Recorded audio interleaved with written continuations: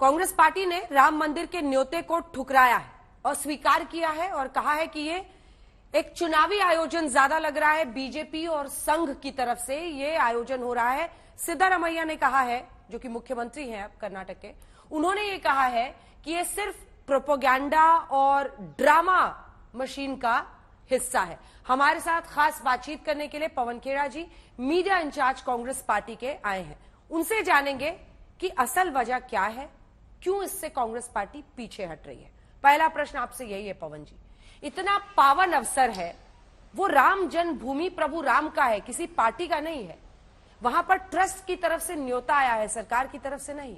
फिर इसे क्यों अस्वीकार किया है कांग्रेस पार्टी के बड़े नेताओं ने?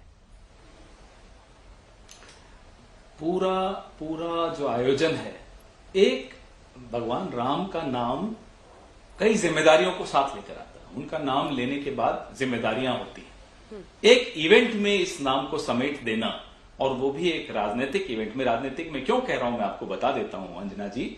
अगर ये धार्मिक होता, धर्मशास्त्रों के हिसाब से होता, विधि विधान से होता, तो चारों शंकराचार्यों को ये कहने की आवश्यकता नहीं होती जो उन्होंने कहा, और वीडियो में कहा, बाकायदा इंटरव्यू देकर कहा।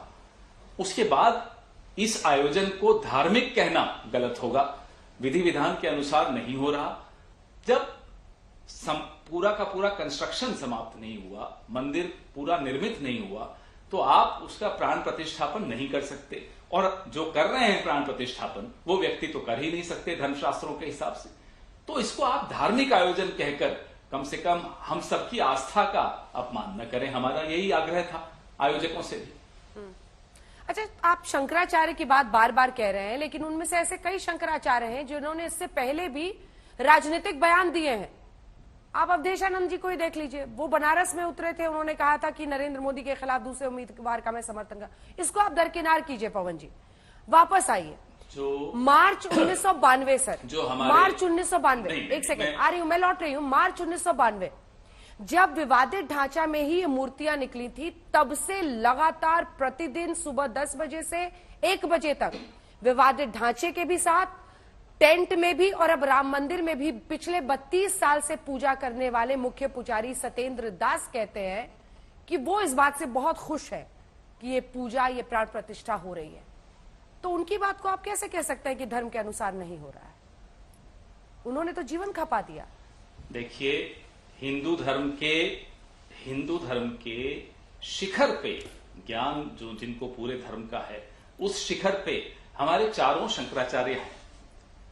अब उनके आगे मैं कहूं कि ये कम बोल रहे हैं, ये ज्यादा हैं, ये ऊंचे हैं, ये मैं तो इस तरह का दुस्साहस नहीं कर पाऊंगा। अगर वो कहते हैं कि प्राण प्रतिष्ठा सही तरीके से नहीं हो रही, धर्मशास्त्रों के हिसाब से नहीं हो रही, तो मैं तो बहुत छोटा आदमी हूं, मैं उनको तो चुनौती नहीं दे सकता। जो दे सकते हैं वो बड़े लोग हैं, वो दें। आप एक बात समझिए, चंपत राय जी की जो टिप्पणियां, आज एक वीडियो मैंने देखा, आपने भी शायद देखा होगा, किस तरह से वो अपमानित कर रहे हैं भक्तों को, वो सुना होगा आपने। ऐसे लोग न्योता देते हैं और उस प्रांगण में राजनीति की अनुमति दी जाए, ये मुझे लगता है खिलवाड़ है सबकी आस्था के साथ। इस आयोजन में न आस्था है, न धर्म दिखता है, न नीति दिखती है। इसमें सिर्फ और सिर्फ राजनीति दिख रही है, और ना केवल मुझे दिख रही है, जैसा कि मैंने कहा, हमारे शंकराचार्यों को दिख रही है। नहीं, वजह क्या है पवन जी? क्या धर्म के नियमों का पालन नहीं हो रहा है इसलिए आप नहीं जा रहे हैं, या चुनावी बिसात बिछा दी गई है और उस चौसर पे सब पासे खेल रहे हैं इसलिए आप नहीं जा रहे हैं, या फिर सीधा कठोर प्रश्न आपसे पूछती हूं, आप लोगों को अपने सेक्युलर छवि की चिंता हो गई है इसलिए नहीं जा रहे हैं? जो सॉफ्ट हिंदुत्व की राह पर आप चले थे उससे आपने यू टर्न ले लिया है? नहीं, देखिए अंजना जी, ये सॉफ्ट हिंदुत्व का तमगा भी हमें, हमारे चाहने वालों ने, मीडिया वालों ने हम पर पहनाया। ये सॉफ्ट और हार्ड हिंदुत्व तो मैं समझता ही नहीं हूं। हिंदुत्व है, इसमें सॉफ्ट और हार्ड क्या होता है मुझे नहीं समझ में आया, नंबर 1। नंबर 2, हमारा जो संविधान है, देश और सरकार संविधान के हिसाब से चलती है, धर्मशास्त्र के हिसाब से चलता है। इसमें सेक्युलर छवि, अब सेक्युलर आपको आज, क्योंकि स्वामी विवेकानंद जी का भी की जयंती है, तो 1995 में सोनिया जी ने बड़ा स्पष्ट तौर पे एक लाइन कही थी कि भारत और सेक्युलर इसलिए है कि हिंदू धर्म में और हिंदू दर्शन में सेक्युलरिज्म है। ये बहुत बड़ी बात उन्होंने उस वक्त कही थी, जो आज भी मैं आज पढ़ रहा था सुबह, आज हमारे शशि थरूर जी ने भी इसके बारे में लिखा है।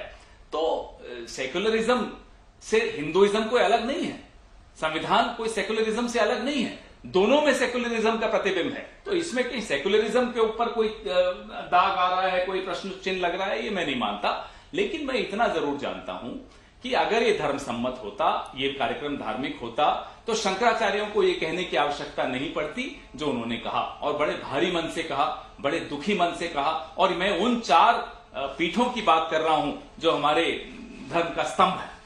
बहुत बहुत धन्यवाद आपका पवन खेड़ा जी, कांग्रेस पार्टी का पक्ष रखने के लिए।